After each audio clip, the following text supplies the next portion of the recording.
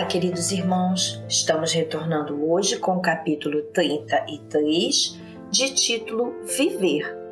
Vamos trabalhar mais uma vez com o apóstolo Simão o Zelote. Lembrando que nós já trabalhamos com ele lá no capítulo 8, chamado Solidariedade. E vamos nos recordar que Simão, também conhecido como o Zelador, era cananita e era um discípulo, digamos assim, diferente dos outros.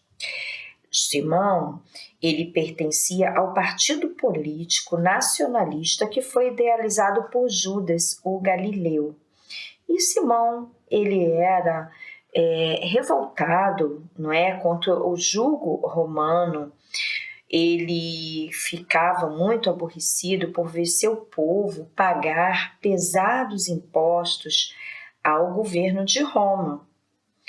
Ele não pensava muito em religião. Ele via na religião algumas sombras perigosas da escravidão. E o Zelote, ele debatia-se com todas as forças pela liberdade. Simão era consciente de que sua missão era de defesa dos fracos, dos oprimidos. Era defender a vida dos que sofriam, mas antes precisava compreender o que significava viver. Mas vamos seguir adiante?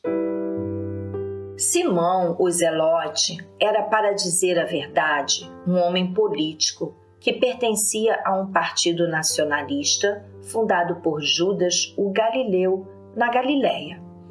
Destarte, os seus sentimentos se aproximavam mais de um interesse coletivo, sem que o seu fosse notado. Via o sofrimento dos galileus, mormente no peso exorbitante dos impostos, cujo exagero gerava revolta nos corações sensíveis predispostos à defesa. O partido da situação, vendo nesse movimento um perigo para sua estabilidade, forjou às escondidas um contra-ataque, exterminando o general das ideias, que era Judas o Galileu. Morrendo este, as linhas de conduta ou as intenções já delimitadas tomaram caminhos diferentes, chegando a ponto da subversão ser o foco no seio dessa gente. Eis porque Simão Cananeu começou a se desinteressar por esse movimento que antes lhe tocava o coração. Simão era conhecedor de muitas leis, cujos alicerces asseguravam as vidas em muitas nações. Frequentava as sinagogas sem compromissos e, quando podia, estava presente no sinédrio para ficar a par de todo o movimento dos sacerdotes político-religiosos. Nesse transe de indecisão, porque passavam seus ideais, ouvira falar no Cristo. No primeiro momento, sentiu um impulso negativo dizendo: esse aí, que nem força política tem, certamente vai ser eliminado pelos poderes de César, como foi Judas.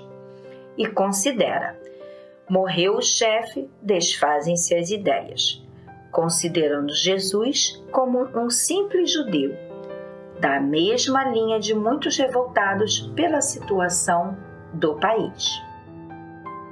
Mais algumas semanas e ouviu falar novamente do Mestre. A curiosidade fê-lo inteirar-se da sua doutrina, que sentiu suplantar todas as outras já conhecidas por ele. Era homem inteligente e sabia medir conceitos e analisar fatos.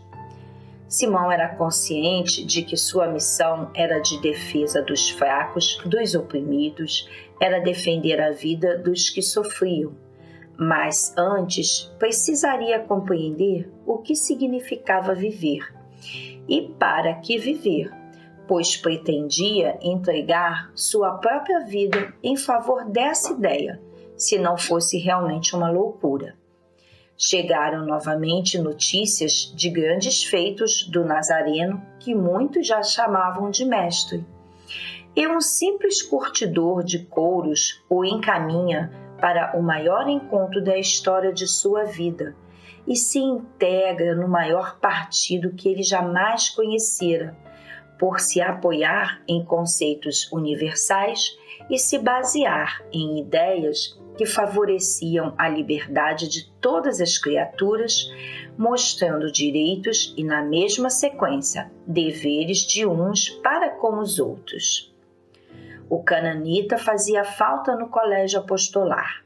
Tinha qualidades que eram úteis ao mestre em alguém da sua confiança, no sentido de fazer chegar o evangelho a lugares em que somente a coragem e a astúcia educada o poderiam levar, sem o desrespeito das próprias leis.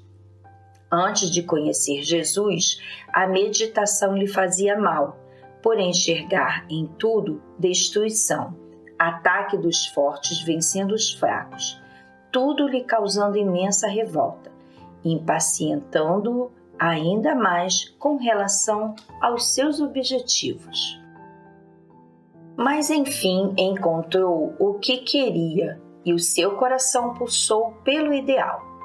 Era acostumado com muitas filosofias, mesmo espiritualistas, mas não vira em nenhuma delas o que sentia na do mestre, pela sua clareza e sinceridade, pelo desprendimento e pelo amor às criaturas sem exceção. Tinha um pequeno receio que o assustava. Era de que Roma pudesse investir contra aquele homem de Deus, e diante da águia que dominara quase o mundo inteiro, o que seria daquele simples profeta? Depois vinha à sua mente. Ele fala muito de que Deus está com ele e confia demais nesse poder do céu, e a história nos dá muito testemunho disso. É bom que creiamos também. E assim, Simão se integra definitivamente ao apostolado de corpo e alma. O seu objetivo não era dar a vida, se preciso, para a liberdade de um povo, poderia dá-la agora, com maior alegria, para ajudar a felicidade a atingir a humanidade. Seria a maior glória para o seu coração. Essas são algumas linhas da história deste discípulo grandioso e pouco conhecido. Vamos encontrar Simão, o cananita, sentado junto a André, no casarão dos pescadores em Betsaida, onde o Cristo era a atração principal. André fez as orações da noite em um impulso fervoroso de fé. Simão, procurando na mente o que fazer diante de seus problemas, depara com dois olhos que o espreitavam, como a lhe dizer: fala, meu filho, pede o que aprouver a teu coração. O cananita levanta-se do tosco banco que lhe servia de assento e toma a palavra. Mestre, Senhor, a quem pensa como eu, compete saber de certas coisas que por vezes param o nosso raciocínio ou fazem com que este se demore mais analisando. Às vezes, tomamos uma defesa sem saber ao certo o que estamos defendendo. Eu, todavia, me sinto no dever de defender a vida, seja qual for, mas ainda não entendo o que é viver e para que estamos vivendo. Por Deus, dá-nos essa definição. Eu sou o mais necessitado de ouvir a tua palavra a esse respeito.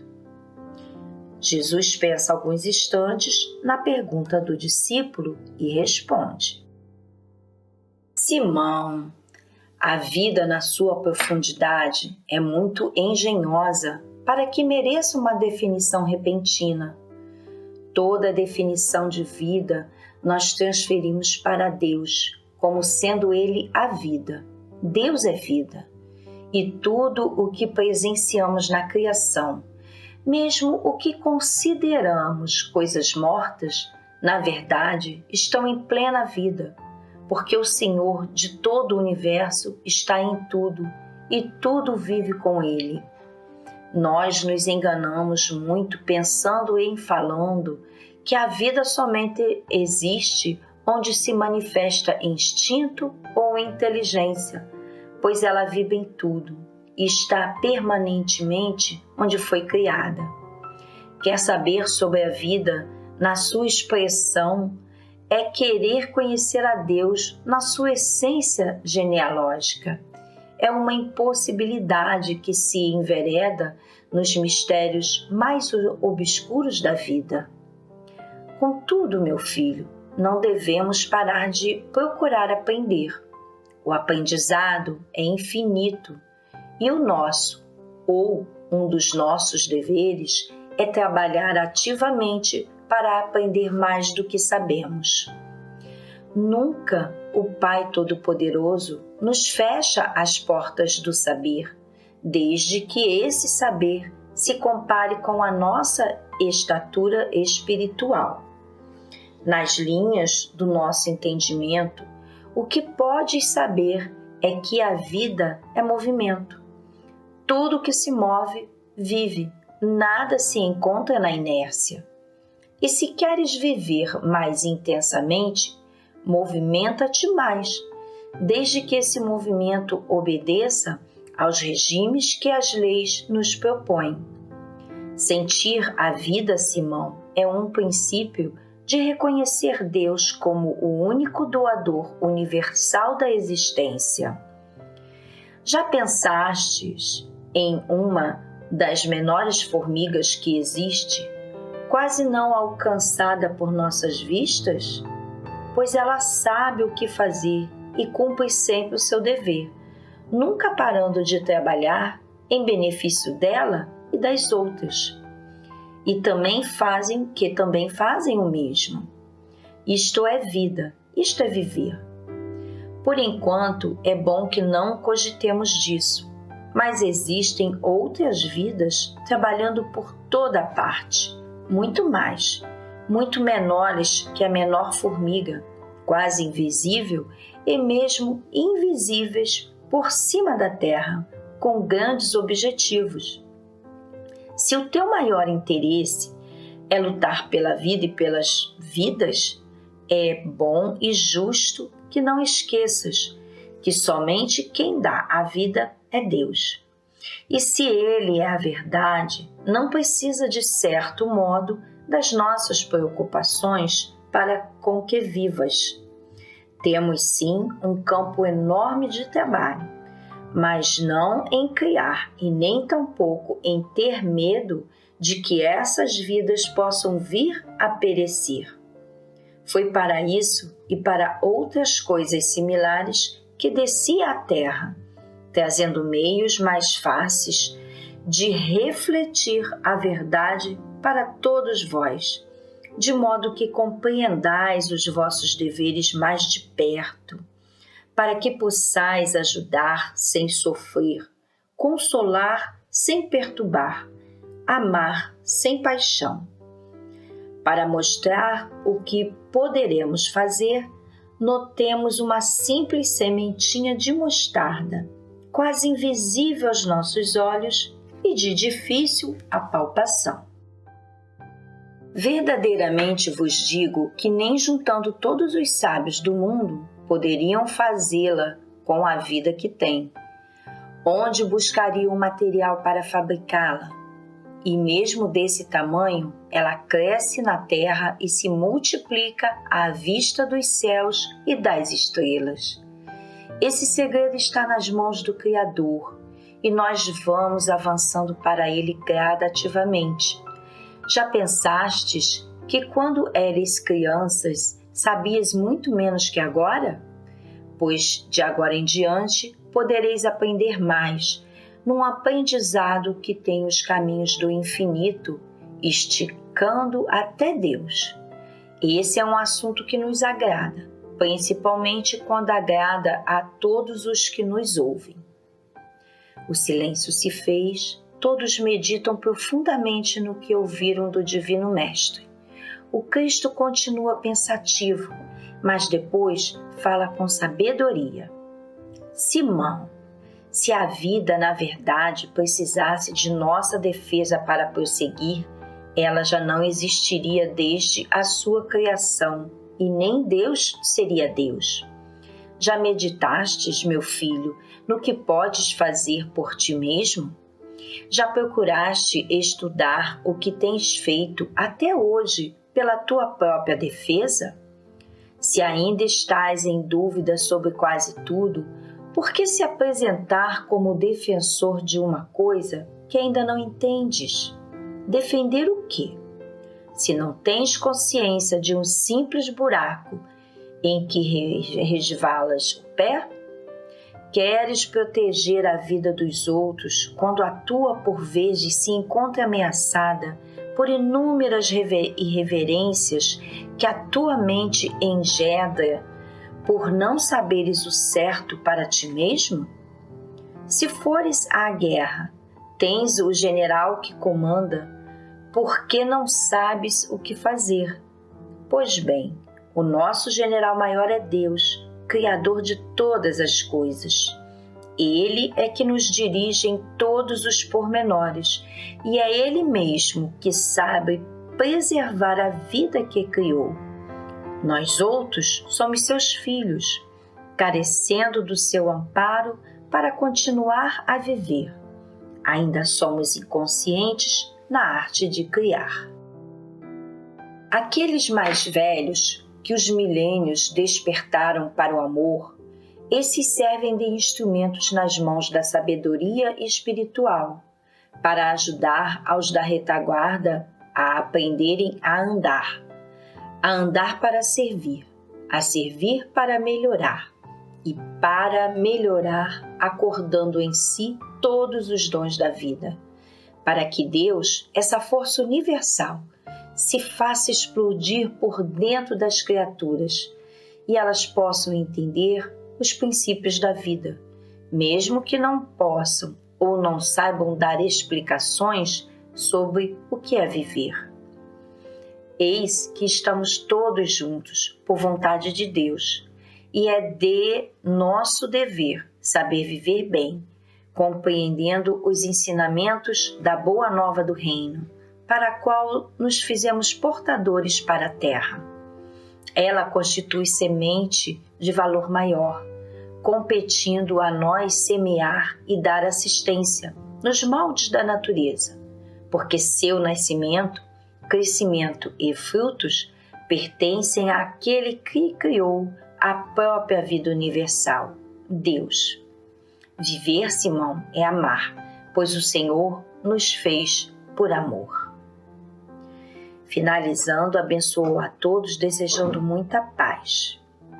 Simão, meditativo, sai da sala trocando as pernas como se houvesse tomado um vinho muito forte, mas por dentro estava aprumado, procurando guardar tudo o que ouviu no baú da consciência.